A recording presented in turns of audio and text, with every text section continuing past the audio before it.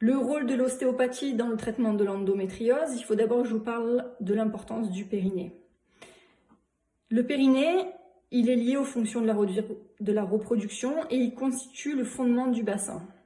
Il est délaissé longtemps par des livres d'anatomie de par sa situation. Il est pourtant essentiel dans la posture et le maintien du corps. S'il est relâché, trop peu tonique, lésé, de nombreux désagréments peuvent apparaître.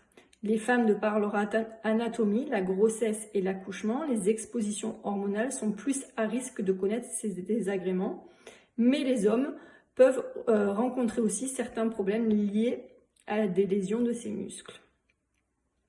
De par notre nature bipède, cette station debout génère beaucoup de contraintes sur les organes qui ont une tendance à s'exacerber avec les années, la prise de poids, les accouchements, les dysfonctions ostéopathiques, la posture.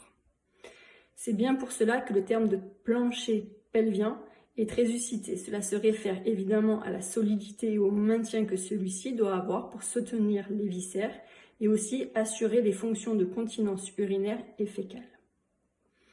Alors, un peu d'anatomie. L'espace du périnée se compose d'un losange séparé en deux parties par le muscle transverse superficiel qui va d'un ischion à l'autre.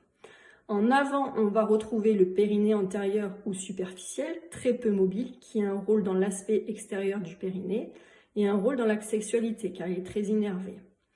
Le muscle puborectal, qui appartient au périnée antérieur et postérieur, qui va du pubis au coccyx, en passant par les deux côtés de la fente vulvaire.